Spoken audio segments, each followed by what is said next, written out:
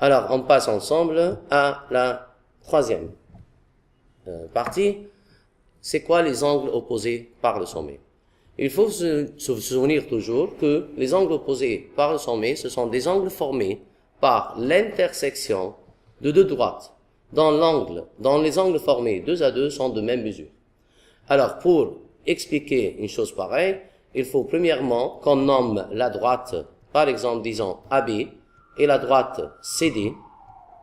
Dans l'intersection, c'est un point M, et on a deux angles opposés par le sommet. Malheureusement, on a l'habitude de dire ça au préparatoire, elle a la forme d'une lettre X. Mais ça va, on peut l'essayer ou l'utiliser pour le voir seulement, mais on l'indique pas. Mais pour l'indiquer comme démonstration logique, on l'écrit comme ça, on dit puisque la droite AB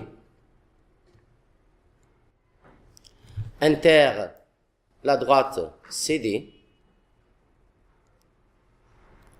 en un point nommé M, donc la mesure de l'angle AMC, par exemple,